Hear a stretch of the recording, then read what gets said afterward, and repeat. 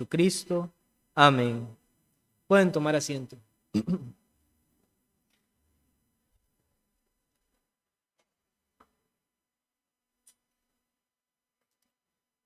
Bien, el sermón que voy a compartir en esta mañana le he titulado La pregunta incontestable. Este sermón lo había predicado en la iglesia Miramar y espero que también sea de bendición para todos en esta mañana.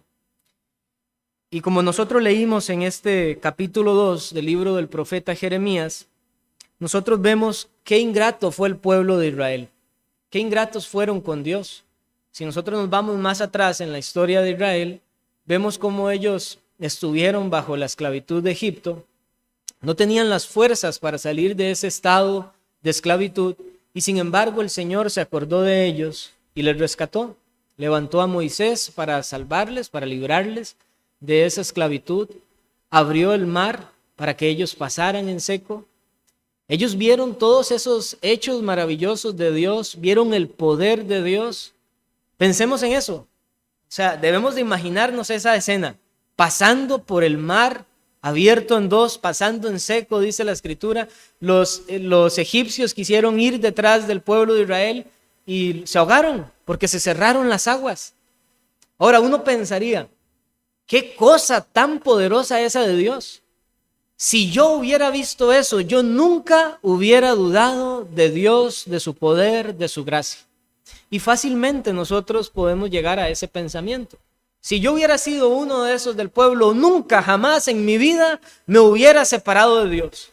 Y quizás hay algunos que dicen, yo deseara ver esas maravillas que Dios hizo en el pasado. Yo deseara ver cómo el mar se abre. Yo deseara ver cómo del cielo caía el maná.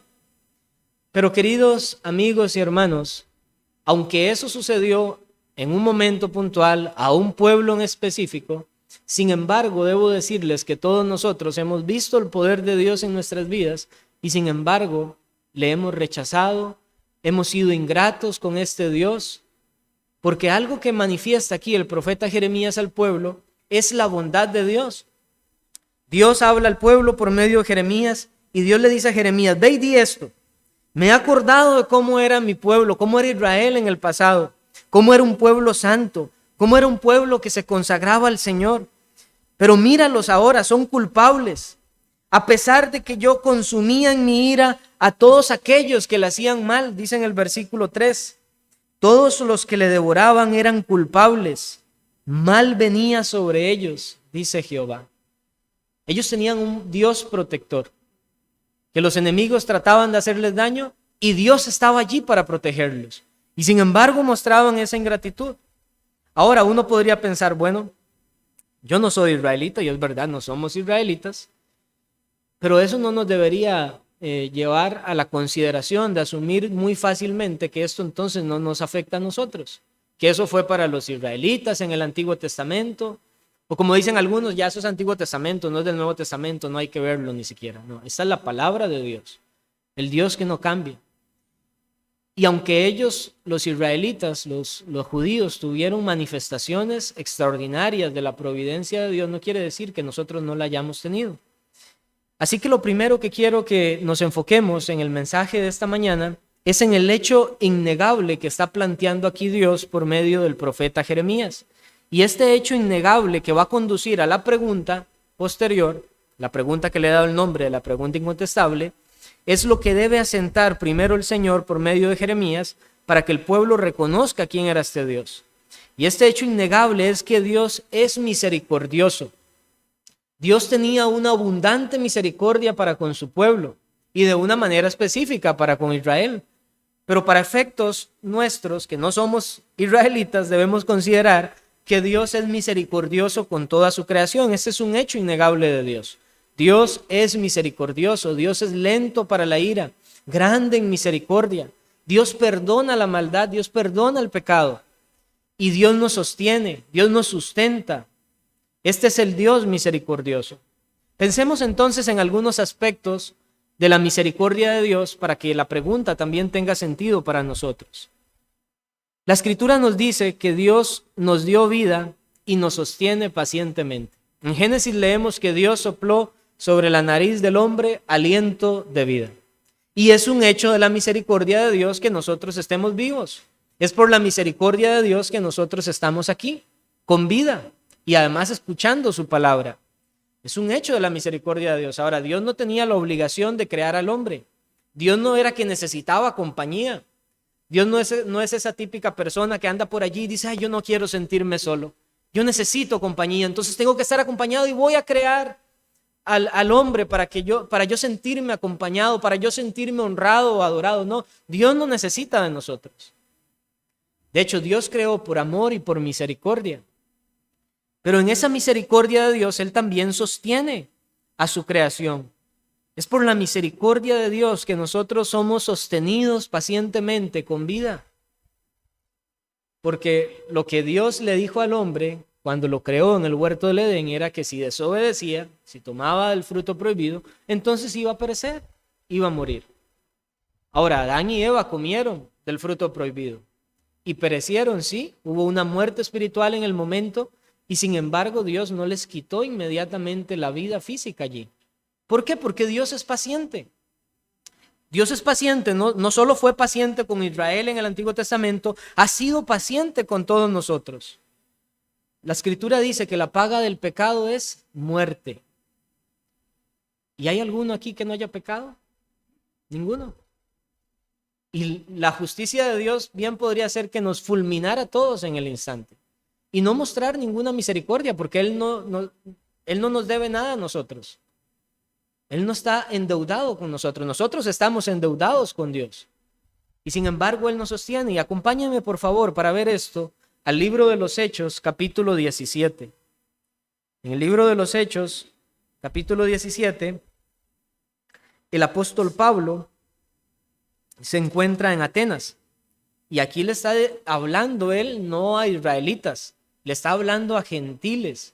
Y a los gentiles el apóstol Pablo les expone este hecho innegable del que estamos hablando, que es el Dios misericordioso, que es paciente con toda la creación.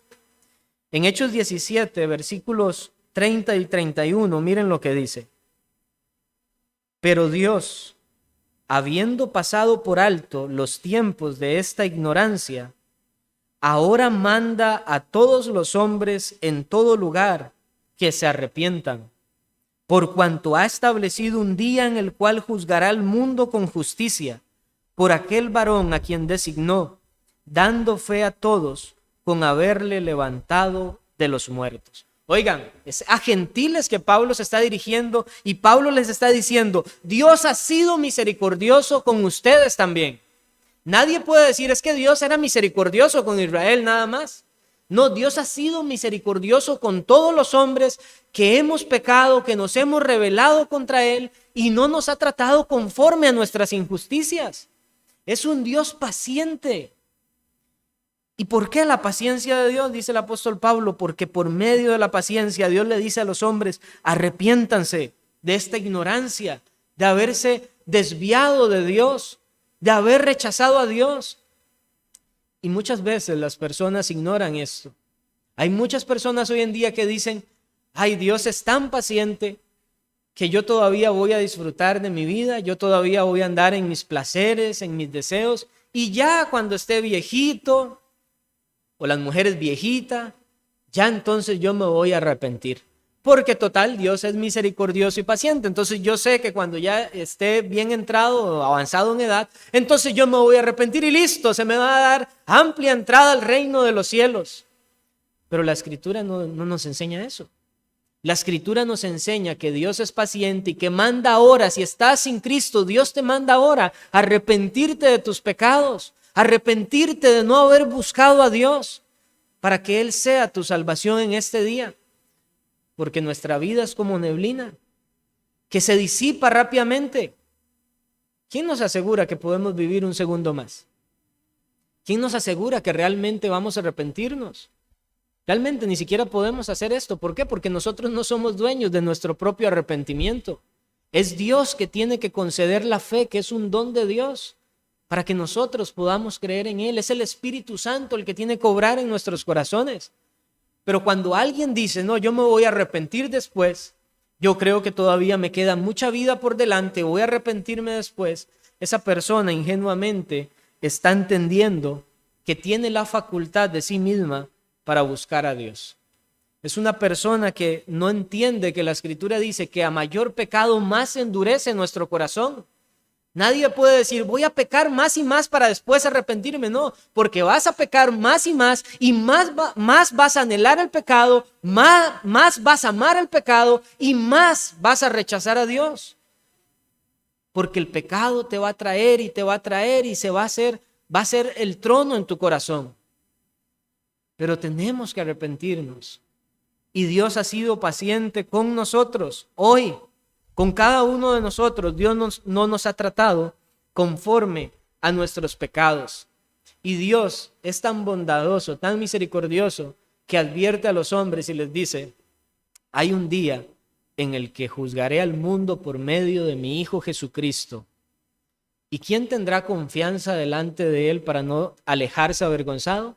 Solamente los que creen en el Hijo de Dios. Solamente los que se han arrepentido verdaderamente de sus pecados y nadie más. Hay un día establecido que nosotros no sabemos cuándo será, pero hay un día en el que Dios va a juzgar los secretos de todos los hombres. Pero a pesar de que no llegue ese día pronto, nosotros vamos a morir y podemos morir pronto. Y después de la muerte ya no hay oportunidad para el arrepentimiento. Por eso la Escritura también dice que es mejor el perro vivo que el león muerto. Porque si estamos con vida hoy, debemos entonces arrepentirnos porque es el llamado de Dios y llegar a la muerte sabiendo que si estamos en Cristo, morimos también en Cristo, morimos para Cristo y podríamos tener toda la confianza de que nada ni nadie nos podrá separar del amor de Dios, ni la muerte misma nos puede separar del amor de Dios. Pero estando alejados de Cristo, el hombre lo que tiene es un terrible temor a la muerte. Y sin embargo, aunque ese temor a la muerte está allí, el hombre seducido por el pecado, por su maldad, sigue desviándose de la voluntad de Dios, sigue rechazando a Dios, sigue apartándose de Dios. Y por eso hoy Dios nos recuerda en su palabra que Él ha sido bondadoso con todos nosotros. Y muchos han experimentado la bondad de Dios de diferentes formas. Quizás algunos, el Señor les ha librado de una enfermedad terrible. Quizás algunos han salido airosos de un accidente grave. Quizás Dios les ha suplido en medio de la escasez. Y todas estas cosas manifiestan la bondad de Dios, porque Dios es el que controla el mundo, Dios es el que controla todas las cosas, Dios es el que alimenta a las bestias, el que da alimento al hombre. Todo está relacionado a Dios. Dios es el gobernante de todas las cosas. Por eso la Escritura también nos dice que un pajarillo no cae en tierra si no es por la voluntad de Dios. Nosotros no podemos jugar de ser autosuficientes. No podemos pensar de que con nuestro gran esfuerzo, con nuestro gran trabajo, con todo nuestro sacrificio, vamos a tener todo lo que queremos. Porque al final de cuentas es Dios el que establece absolutamente todas las cosas. Y lo más absurdo para nosotros los hombres es entender esta verdad en su palabra y aún así no buscar a Dios. Aún así apartarnos de Dios. Ahora, para los israelitas esto caía en un apartado todavía especial. ¿Por qué especial? Porque a pesar de que vemos que Dios ha sido misericordioso con toda la creación, no lo ha sido con nosotros, sin embargo, en aquel momento del Antiguo Testamento para Israel era una misericordia todavía especial. ¿Por qué? Porque Dios no trataba con ningún otro pueblo en la antigüedad. Trató únicamente con Israel. Era Israel al que defendía de sus enemigos. Que aquí hemos leído, todos los que lo que le devoraban eran culpables, mal venía sobre ellos, pero no era un mal de casualidad, como dicen algunos. Era un mal provocado por Dios.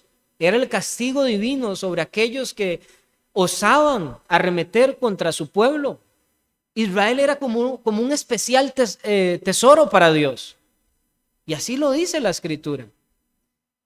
De hecho, en Deuteronomio se dice que la ley que Dios le dio al pueblo era algo tan maravilloso que las demás naciones de la tierra iban a decir, pero ¿qué otro pueblo hay como este?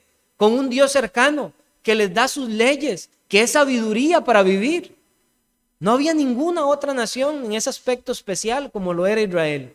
Y a pesar de todo eso, a pesar de ver la misericordia de Dios, este pueblo muy rápidamente se desvió. Es más, camino a Egipto, dice en el libro de los Hechos, que el pueblo ya recordaba la cebolla, los ajos, todos los alimentos que allá tenían, y ya querían, y dicen Hechos 7, que en sus corazones ya se habían vuelto a Egipto. Allí estaban en el desierto, en el peregrinaje, pero en sus corazones no estaban con Dios.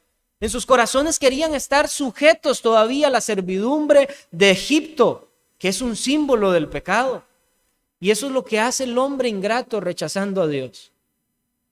Y entonces Dios dice a través de Jeremías, versículo 4, oíd la palabra de Jehová, casa de Jacob, y todas las familias de la casa de Israel. Así dijo Jehová, qué maldad hallaron en mí vuestros padres, que se alejaron de mí y se fueron tras la vanidad y se hicieron vanos. Es decir, yo les protegí. Dice Dios, yo les guardaba. En el versículo 6 dice, ¿dónde está Jehová que nos hizo subir de la tierra de Egipto, que nos condujo por el desierto, por una tierra desierta y despoblada, por tierra seca y sombra de muerte, por una tierra por la cual no pasó varón ni habitó allí hombre? Oigan, una tierra seca y de sombra de muerte. No era algo fácil esa peregrinación en el desierto. No es como que usted ande por su barrio, ni siquiera en altas horas de la noche, y usted va tranquilo porque su barrio conoce el lugar, conoce a la gente que está allí. No, esta era una peregrinación en un lugar terrible, donde había fieras del campo, donde estaban las tempestades del clima allí. No era como caminar por nuestra ciudad, era algo verdaderamente serio. Muchos años allí en el desierto, y en medio de eso, Dios les guiaba, Dios les guardaba, Dios les proveía sus alimentos. Todo esto hizo Dios con Israel, porque él era un pueblo favorecido de manera especial, y a pesar de esto fueron desleales contra Dios, y entonces Dios les asienta esta verdad, este hecho innegable: he sido misericordioso, no les he hecho nada malo, no hay nada de lo que ustedes me puedan acusar a mí, pueblo mío, podría decir Dios. No hay nada que ustedes me pudieran reclamar a mí. No hay nada de lo cual yo pudiera ser acusado como falto de sabiduría para guiarles. No hay maldad en mí, dice Dios. Por eso Dios les pregunta a ellos: ¿qué maldad hallaron en mí vuestros padres que se alejaron de mí? Ahora dejemos a Israel y centrémonos en nosotros. Como les dije, Dios ha pasado por alto los tiempos de nuestra ignorancia, los gentiles, y nos manda que nos arrepintamos. Y esta misma pregunta es para todos nosotros hoy. ¿Qué maldad podemos hallar en Dios para decir, no le voy a buscar?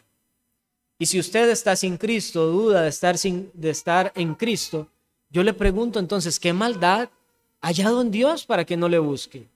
¿Qué maldad ha visto usted en su vida para decir, yo no quiero nada con Dios? ¿Qué maldad ha visto usted en el Señor para decir, yo no voy a buscar a Dios y me voy a ir tras dioses? Que esto sucedió con Israel. Cuando aquí el profeta Jeremías dice en el versículo 5, ¿qué maldad hallaron en mí vuestros padres que se alejaron de mí? Dice, y se fueron tras la vanidad. Eso que dice allí, se fueron tras la vanidad, se fueron tras dioses. Los dioses son vanos, ídolos vanos. Dice, ¿qué maldad hallaron para que se fueran a adorar a otros dioses? Ahora alguien dirá, mire, bueno, yo acepto eso, pero no me aplica a mí. Porque los israelitas sí fueron terribles. Fueron a adorar otras imágenes y otros dioses. Pero aquí yo no estoy hablando de ídolos de yeso o de barro. No, realmente a la luz de la Escritura, cualquier cosa que se ponga en primer lugar que Dios es un ídolo. Y hay muchas cosas que se constituyen en ídolos para nosotros, a pesar de que nosotros no lo veamos así. El apóstol Juan, su primera epístola, termina diciéndole a la iglesia, guardaos de los ídolos. A los cristianos, guardaos de los ídolos. Y tal vez entonces nosotros digamos, no, yo no he cometido un mal tan grave como lo hizo Israel en el desierto, pero el Señor también nos debe preguntar a nosotros, ¿qué maldad hallaron? ¿Por qué te fuiste tras la vanidad? Y si hoy estamos en Cristo, los que estamos en Cristo por la fe, estamos en Él y gozamos de estar en Él y tenemos las bendiciones espirituales de Dios en Cristo, no es porque nunca nos hayamos separado de Dios, es porque Él tuvo su gracia para traernos por medio de su evangelio, para seducirnos por la obra de su Santo Espíritu, para persuadirnos de que el evangelio de Cristo es verdad, para que ese evangelio penetrara en nuestros corazones y entonces nosotros abrazáramos por la fe a Dios nuestro Salvador. Pero no es porque nunca nos hayamos separado de Dios. Y esto no significa tampoco, queridos hermanos, que un cristiano no coquetee también con el pecado y con ídolos vanos. Por eso este mensaje es para todos, para creyentes también, no solo para incrédulos. Vemos entonces esta pregunta incontestable, que es el segundo punto. ¿Qué maldad hallaron en mí? Alguien puede decir, bueno, y usted seguro ha encontrado personas diciendo esto, yo no puedo ir a la iglesia porque he tenido una vida muy difícil y creo que Dios no está conmigo.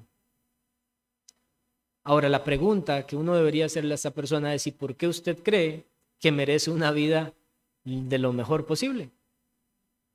Esa es la pregunta allí. Ese es el meollo del asunto. ¿Por qué creemos que tenemos que tener todo lo que deseamos? ¿Por qué creemos que para decir que la bendición de Dios está con nosotros tenemos que tener una gran casa, un auto lujoso, el mejor vestido? ¿Por qué creemos eso? Bueno, son las insinuaciones de Satanás que se han metido incluso en otras congregaciones para decirle a las personas, miren, la señal de que Dios está con ustedes es la prosperidad. Pero eso es falso, es sumamente falso. Mire la vida de los apóstoles de Cristo, a ver si andaban en esos lujos como andan hoy los supuestos apóstoles. Todo eso es falso. Entonces, si nosotros pensamos que la manera de comprobar que Dios existe y que Dios es bueno es dándonos todo lo que nosotros queremos, es un hecho erróneo, blasfemo contra Dios y además terrible, porque quiere decir que si seguimos en esa condición en el día del juicio, solo le veremos a ese juez airado contra nosotros en el día que Él ha de juzgar los pecados de todos los hombres del mundo. Pero esa no es la manera de entender que Dios sea bueno.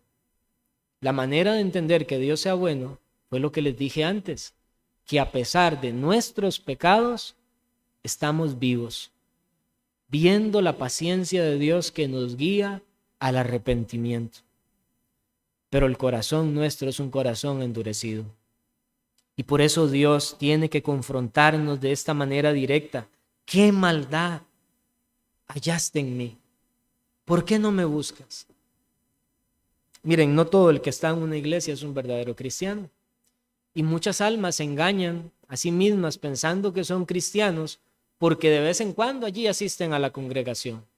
O porque de vez en cuando hacen buenas obras.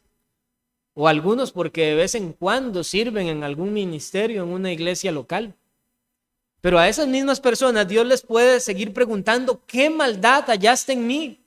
Porque lo que Dios demanda del hombre, lo que Dios estaba demandando de Israel y lo que demanda de nosotros, no es solo una parte, no es solo un poco de tiempo, no es solamente un poco de nuestros afectos, es todo de nosotros, es todo nuestro corazón, es que nos entreguemos a Él por completo, es que vivamos por la fe de Cristo, por la fe del Hijo de Dios. Como decía el apóstol Pablo, yo vivo ahora por la fe del Hijo de Dios, es Cristo el que vive en mí. ¿Y podemos nosotros hablar de esa manera? Ahora, permítame ponerle algunos ejemplos de cómo nosotros fácilmente hacemos ídolos y nos inclinamos a ídolos que nos desvían de Dios, a pesar de que podemos suponer que Dios está bien con nosotros, que nosotros estamos bien con Dios. Mira, hoy con las redes sociales de todo se da cuenta uno, ¿cierto? Pero póngase a pensar esto. Vea usted las estadísticas de divorcios que hay en el mundo entero y revise Facebook. Por ejemplo, digo Facebook porque es la única red social que tengo, pero revise cualquier red social y parece que las estadísticas sean mentirosas. Porque en las redes sociales todo el mundo está con la mejor familia. Todo el mundo tiene la familia más feliz del mundo. Es la familia perfecta, los mejores marcos y si puede tal vez un versículo bíblico por allí. Herencia de Jehová son los hijos, publica el padre, y sin embargo es un padre que descuida a su familia, que se va a buscar el licor, que se va a buscar otras mujeres que no es su esposa, que anda en bailes, que anda en parranda.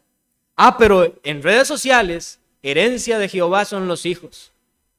Bienaventurado el varón que haya una mujer virtuosa, y allí lo enmarcan. Y qué hombre tan varonil, tan masculino, tan protector de su familia, pero se ha inclinado al ídolo de la mentira, al ídolo de la apariencia, de la hipocresía.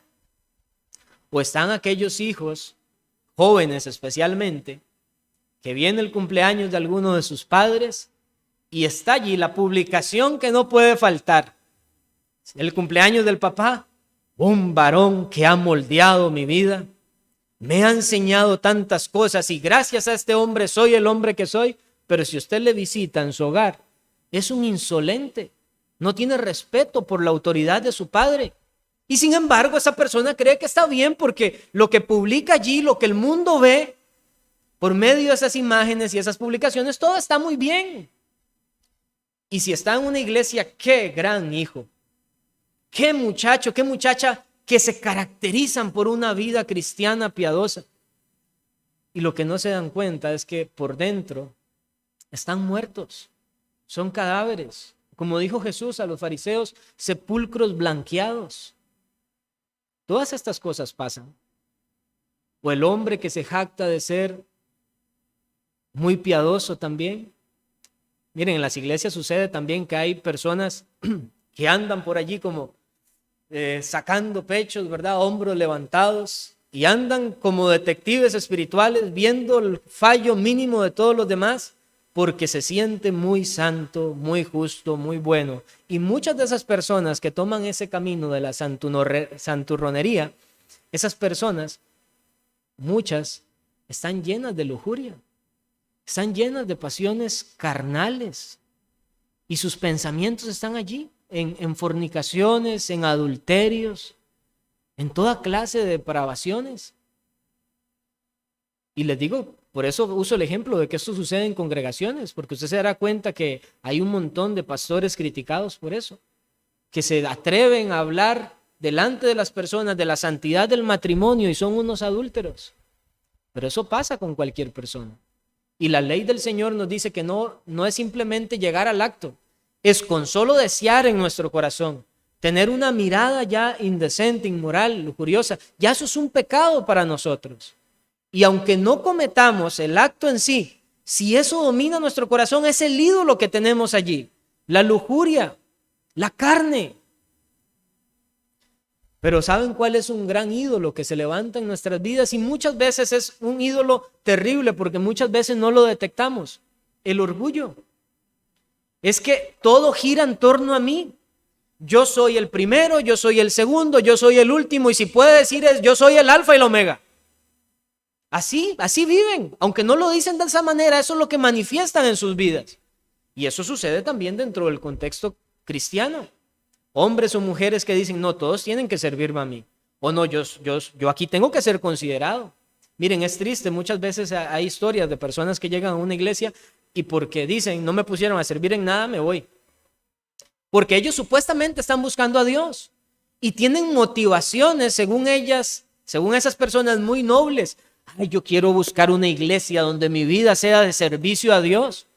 Pero estas personas piensan que es que tienen que ser lo que ellos quieren ser. Y entonces eso es un orgullo. Ese es el ídolo del orgullo, de que todo tiene que ser para mí. Personas que se sienten mal si llegaron a algún lugar y no los saludaron porque el centro son ellas. Personas que en sus trabajos también tienen que tener el primer lugar. Esto es orgullo. El orgullo hace que nosotros nos sintamos afectados por cualquier cosita. Cualquier palabra, tal vez insignificante, no nos gustó y ya me sentí mal. Ay, esta persona afectó mi corazón.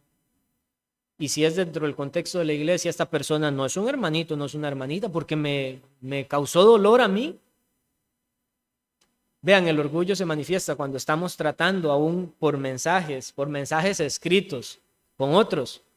Miren que somos tan arrogantes de creer que siempre tenemos la razón en todas las cosas, que podemos estar hablando con alguien por mensaje de texto y hasta le ponemos el acento y el tono de la persona y ya nos encanfinamos, como se dice popularmente, nosotros mismos. No, esto lo dijo brava.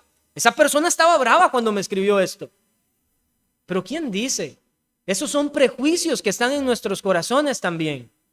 Y tenemos que batallar con todas estas cosas. Y estas cosas son las que nos apartan de Dios, porque el camino de Dios, cuando Dios pregunta, ¿qué maldad hallaron en mí para que se alejaran de mí?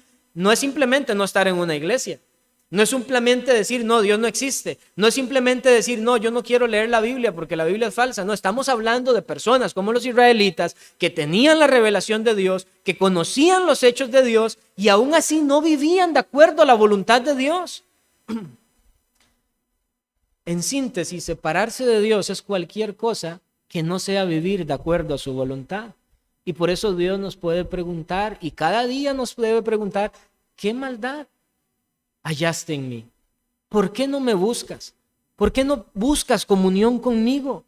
¿Por qué no te deleitas en mi verdad? ¿Por qué no oras y clamas a mí? ¿Por qué no te entregas en todo tu ser, con todos tus recursos, con todo lo que eres y con todo lo que tienes a mí?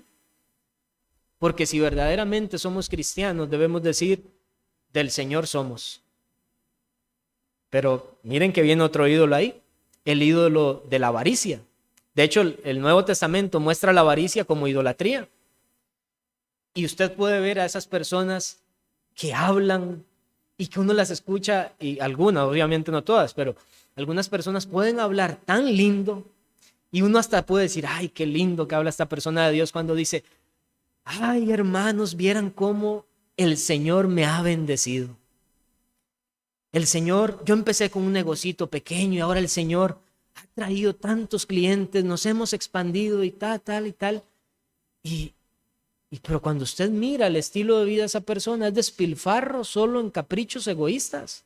Es una persona que no piensa en el necesitado. Y yo me sorprendo de esto porque cuando el apóstol Pablo es comisionado como embajador de Cristo, es enviado por parte de Dios, él llega a la iglesia, más bien en la epístola a los Gálatas, él escribe que suba a Jerusalén, él se presenta con los discípulos allí en Jerusalén y lo envían, y lo que le dicen al apóstol, oigan, al apóstol Pablo es, acuérdate de los pobres, acuérdate de los necesitados, porque esto también es la voluntad de Dios. Cristo, siendo rico, se hizo pobre por amor a nosotros. Y la Escritura también dice que Él provee de su bendición. Él da generosamente para que nosotros, viendo su favor y su generosidad, podamos ser generosos también con los que están en escasez. Pero muchos están inclinados a la avaricia y a pesar de que Dios les ha bendecido abundantemente, ven a un hermano o a una hermana tener necesidad y cierran su corazón. El apóstol Juan diría, esa persona no es de Dios. ¿Quién dice que puede conocer el amor de Dios si cierra su corazón? Ahora, cierra su corazón no porque no tenga cierto afecto o aprecio con el prójimo. Lo cierra porque su afecto principal es el dinero. Su afecto principal es lo que tiene, sus riquezas. Y eso es un ídolo también. Se puede constituir para nosotros en un ídolo también el deseo de ser reconocidos, la fama, la reputación. Eso puede ser un ídolo también para nosotros. Lo mismo puede suceder con la pereza.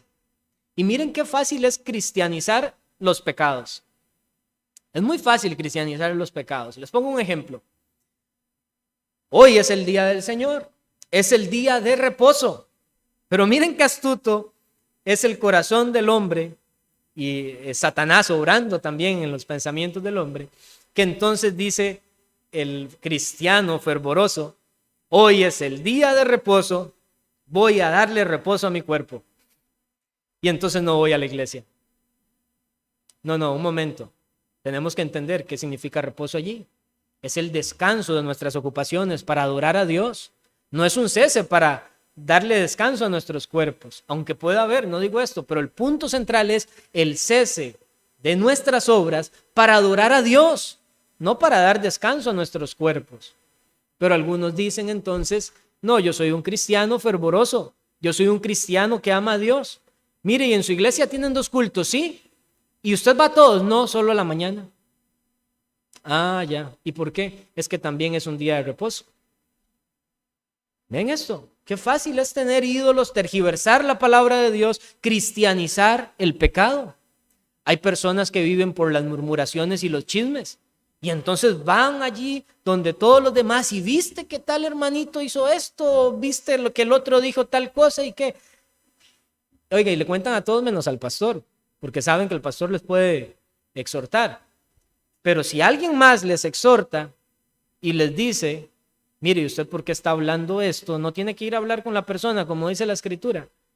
Ah, no, hermano, tranquilo, tranquilo, que es mi preocupación para que oremos por el hermano. No le cuento esto, pero para que oremos. No me vaya a tomar a mal. Y así se pasan los chismes. Así surgen las calumnias y las murmuraciones, pero al final lo cristianizamos diciendo, no, es una preocupación para orar. Porque es que tenemos que orar los unos por los otros.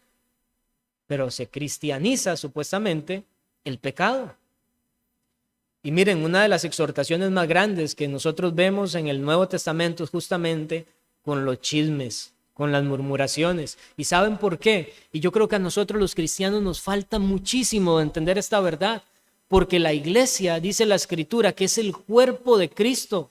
No podemos afectar el cuerpo sin que su cabeza sea afectada. Y cuando hay chismes, cuando hay murmuraciones, cuando hay prejuicios, dañamos el cuerpo de Cristo, afectamos a Cristo mismo, golpeamos a Cristo.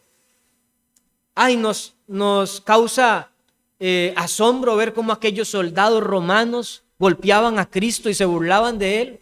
Pero cuando nosotros caemos en actos como estos que dividen el cuerpo de Cristo, estamos haciendo lo mismo, atacando al Señor mismo. No podemos atacar la iglesia sin que su cabeza, que es Cristo, sea afectada. Entonces, miren que no les hablo de ir tras la vanidad, o sea, tras los ídolos, como algunos dicen el catolicismo, así que tienen sus imágenes, sí, algunos lo hacen literal, pero es que un ídolo es cualquier cosa que se ponga por encima de Dios, que tome el primer lugar en nosotros, que tome nuestros afectos, que tome el centro de nuestro corazón. Y Dios entonces nos confronta de esta manera. ¿Qué maldad hay? ¿Qué maldad hay para que busques satisfacción en la lujuria? ¿Qué maldad hay para que busques satisfacción en apariencias?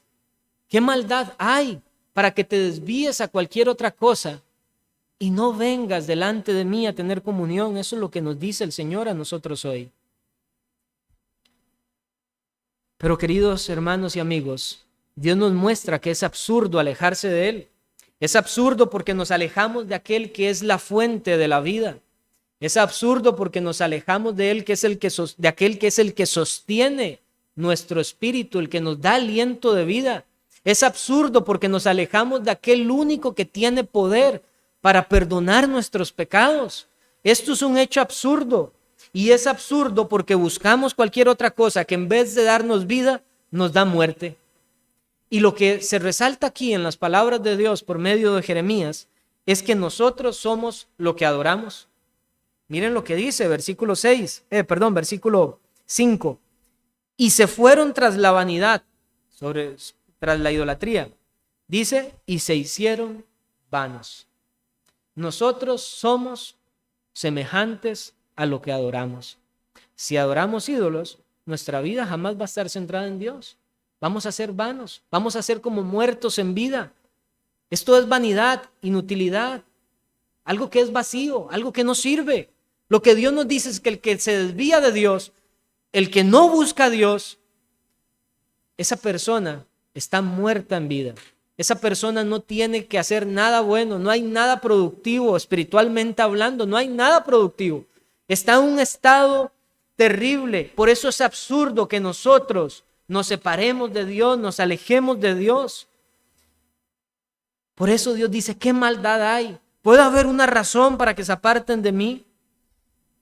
Es absurdo que lo hagamos. Ahora, quiero que notemos esto también.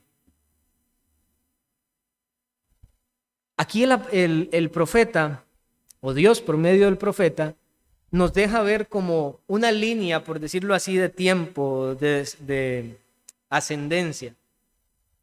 Dice aquí, ¿qué maldad hallaron en mí vuestros padres?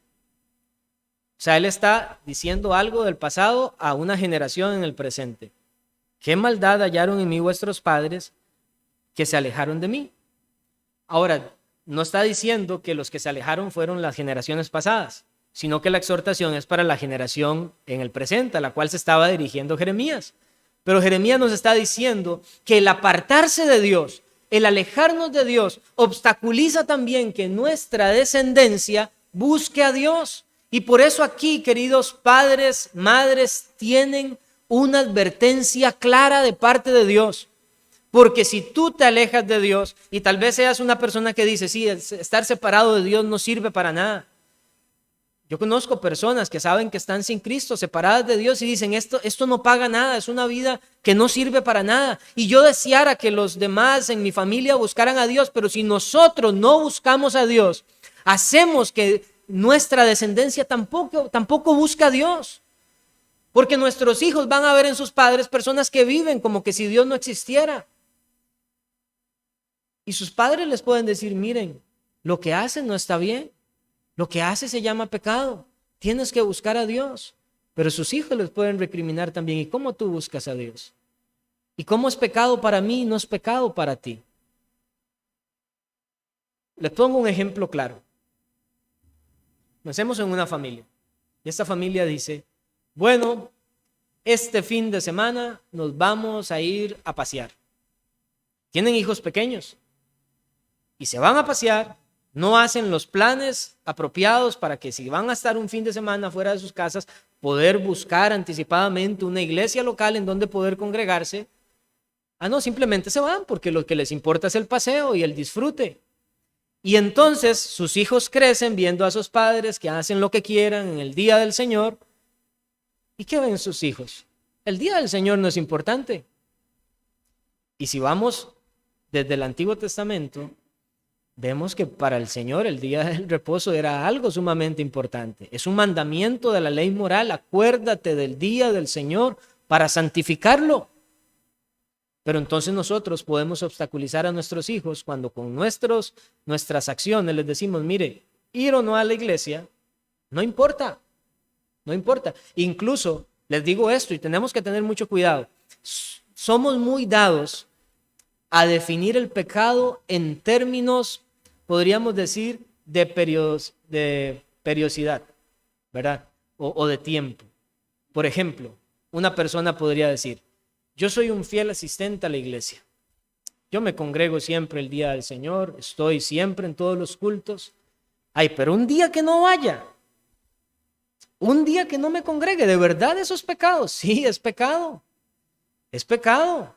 Porque Dios no cuenta el pecado por la manera o la cantidad de veces que lo hacemos, es porque es su mandato, es su orden. Y yo no estoy diciendo con esto que alguien entonces que falta, no es un cristiano, no estoy diciendo eso, pero es que nos falta una conciencia clara de lo que es el pecado, para nosotros no redefinirlo y entender que cualquier cosa que obstaculiza nuestra obediencia de Dios es pecado. Y cualquier pecado entonces da cabida para que el Señor nos pregunte, ¿qué maldad hallaste en mí? Que te separaste de mí. ¿Qué maldad hallaron vuestros padres? Qué terrible para padres que los hijos les pueden recriminar porque sus hechos son diferentes a lo que profesan, a lo que enseñan. Enseñan una cosa, pero hacen otra.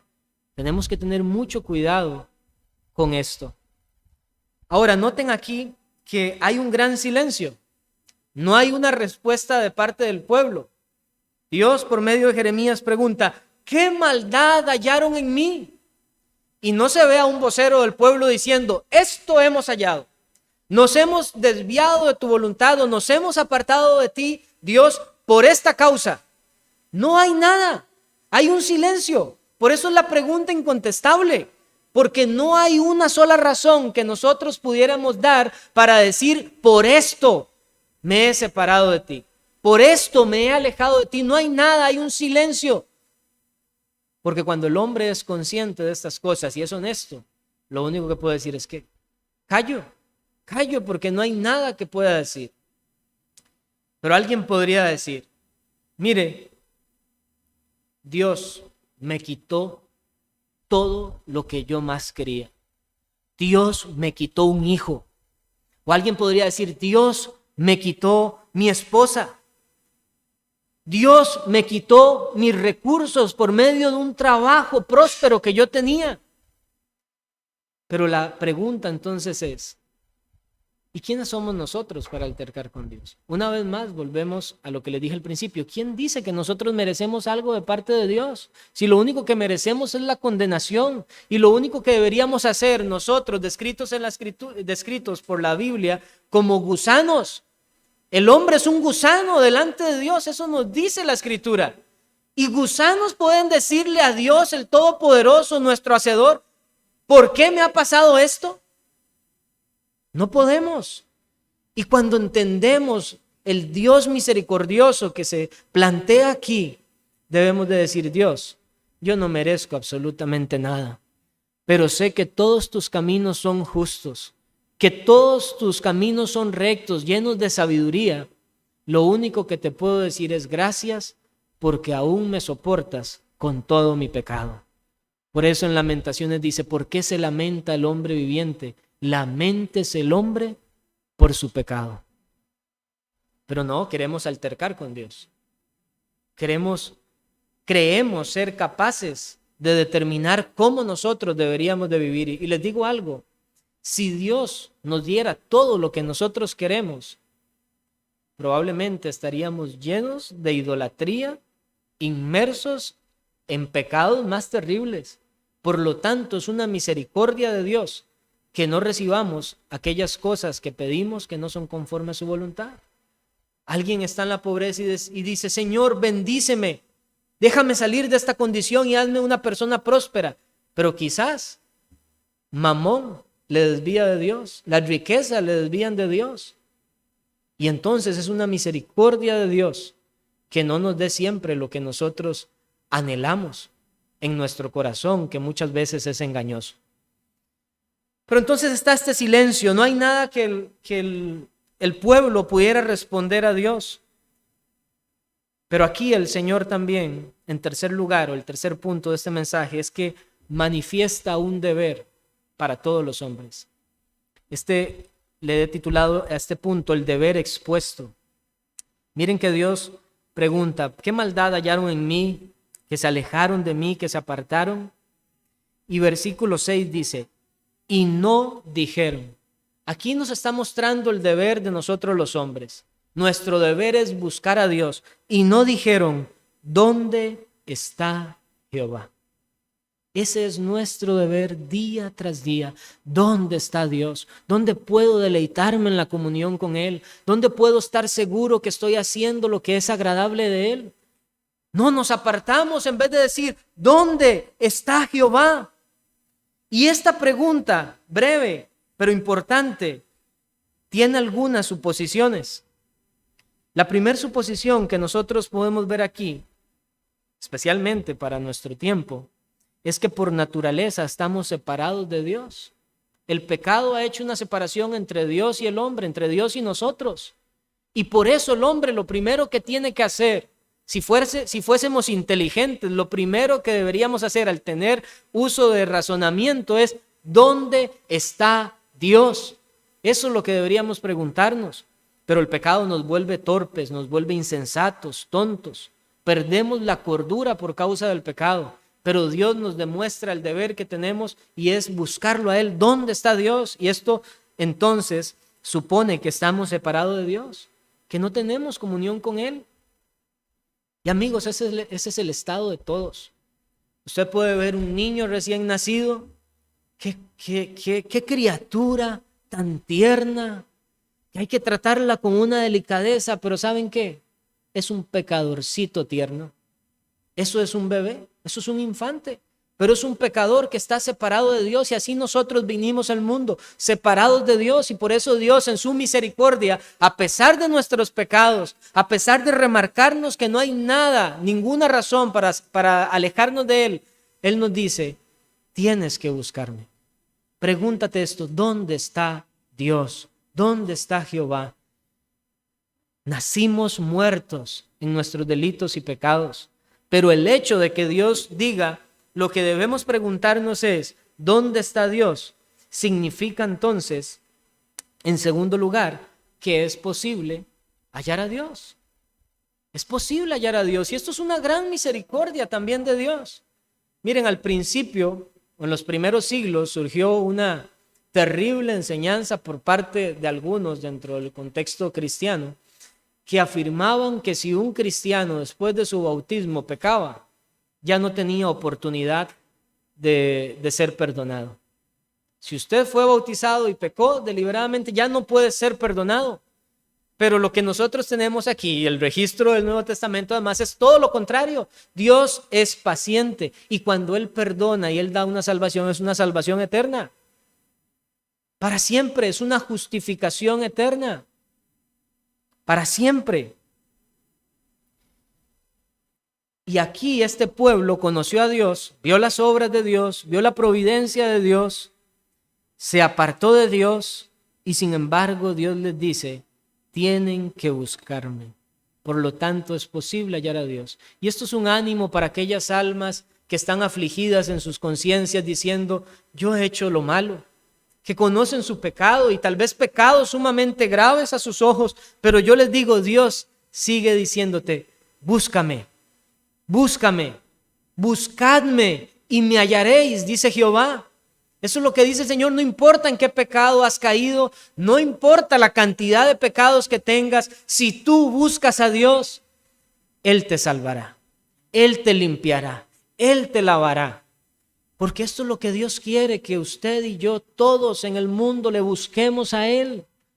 Ese es nuestro deber como hombres, creados a imagen y semejanza de Dios. Buscar a aquel que nos hizo, buscar a nuestro Hacedor, buscar a nuestro Salvador. Es posible hallar a Dios y es posible conocer a Dios. Pero además, esto significa que hay lugares oportunos en donde Dios puede ser hallado.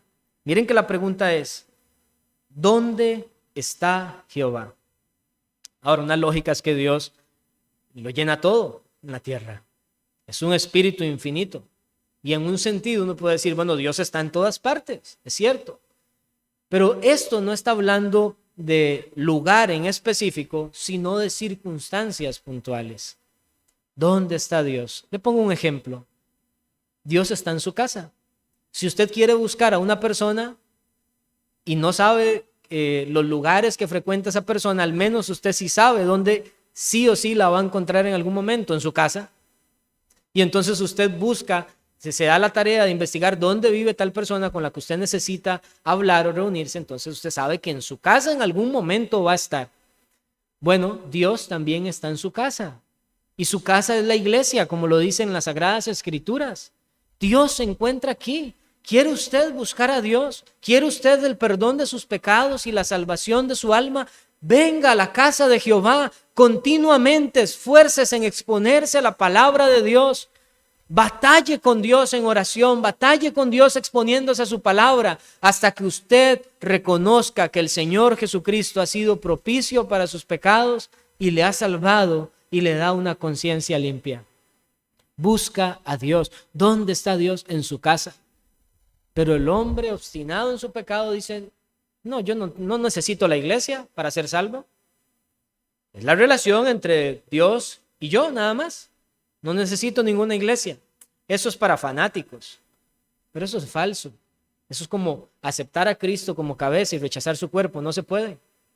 No se puede desmembrar en un sentido al Señor Jesucristo. ¿Quiere usted buscar la salvación de Dios? Congréguese. Búsquelo en la iglesia. Búsquelo donde su palabra es expuesta. Reuniones de oración. Reuniones de estudio bíblico. En todo lugar donde su palabra sea altamente estimada, donde sea tenida en alto, en todo lugar así, usted puede decir, allí puedo buscar a Dios. Pero lo peor que puede hacer alguien que duda de salvación o que busca a Dios es no congregarse, no buscar donde está su palabra. Es allí donde Dios se conoce. Y esto nos muestra además, si Dios pregunta o Dios nos dice que lo que nosotros debemos hacer, que nos hemos separado de Dios, es preguntarnos ¿dónde está Jehová? La última suposición que les comparto es que Dios además desea ser conocido por los hombres. Dios no se ha ocultado a nosotros. Esto es el testimonio de que Dios no se ha ocultado a nosotros, porque a Dios le plació dejar por escrito su palabra. Él podía haber dejado simplemente una transmisión oral, y qué terrible eso hubiera sido, ¿verdad? Pero la dejó por escrito, porque Él quiere que nosotros le conozcamos a Él, y lo vimos en el estudio de esta mañana. ¿Dónde lo conocemos? En su evangelio. Es allí donde podemos conocer que Dios verdaderamente desea ser hallado por los hombres. Por eso, cuando Él envía a Jesucristo, lo envía para que dé testimonio del Dios vivo y verdadero, para dar testimonio de que Dios, como leímos en Hechos 17, ha pasado por alto los tiempos de la ignorancia, ha enviado a su Hijo Jesucristo y ahora manda a todos los hombres y en todo lugar a que se arrepientan, porque Dios quiere ser hallado por los hombres. Cuando Dios, o más bien cuando el Señor Jesucristo se apareció a sus discípulos y les encomendó la predicación del evangelio a todas las naciones, no era que Dios no quería ser hallado, era todo lo contrario. Él quiere que los hombres le hallen. Él quiere que los hombres por medio de Cristo sean reconciliados con Él. Entonces yo te pregunto, si estás sin Cristo, ¿qué maldad has hallado en Dios? ¿Por qué le rechazas? ¿Por qué no le buscas? ¿Qué maldad has hallado en Dios para que no le busques cuando Él te da la vida, Él te tolera pacientemente, Él te advierte de la ira y del juicio venidero? ¿Qué maldad has hallado en Dios? No solamente, amigos y hermanos, es que no existe una sola razón para no buscar a Dios, sino que tenemos innumerables razones para buscarle a Él, porque Él es la fuente de vida. Él es el alimento que nosotros necesitamos. Por eso se describe como el pan de vida. Dios es un Dios bondadoso, misericordioso y lleno de gracia, que debería hacer que nuestros corazones se rindan delante de Él, persuadidos de su justicia, persuadidos de su bondad, y en lugar de apartarnos debemos de decir: Señor, quiero estar contigo todos los días de mi vida. Pero para que esto sea posible necesitamos la intervención de su Santo Espíritu. ¿Y cómo podemos entonces buscar a Dios? Clamando, suplicando: Señor, envía tu Espíritu para que sea sanado. Envía tu Espíritu que cambie mi corazón para que yo pueda asirme por la fe al único Salvador, a mi Cristo, para que yo no solo hable de Dios, sino que yo diga: Jehová es mi Dios, que lo vea como mi Salvador personal, que yo no diga: este es el Dios de aquel o el Dios de ella, es mi Dios. Y qué hermoso es poder hablar así. Así hablaban los apóstoles, así han hablado los cristianos. Mi Dios, decía el apóstol Pablo, mi Dios pues suplirá todo lo que os falte en Cristo Jesús. Y cuando alguien puede hablar de mi Dios, puede decir como el salmista: Jehová, castillo mío, roca mía y mi libertador. Que Jehová sea nuestro Dios. Vamos a orar. Padre, damos gracias por tu palabra nuevamente. Por favor, Señor, concede que penetre en lo profundo de nuestros corazones. Que tu Santo Espíritu tome tu palabra y produzca fruto en nosotros. Que nuestros pensamientos sean transformados para que cada día te busquemos a ti y no nos alejemos de ti, Señor. Para que nuestras vidas se rindan delante de ti en todo tiempo y para poder reconocerte en todos nuestros caminos. Señor, salva en medio de nosotros, pequeños y grandes, aquellos que no te conocen, que sean persuadidos por tu evangelio, Padre Celestial, y sigue edificando y bendiciendo esta iglesia local. Te lo pedimos en el nombre de tu Hijo Jesucristo. Amén.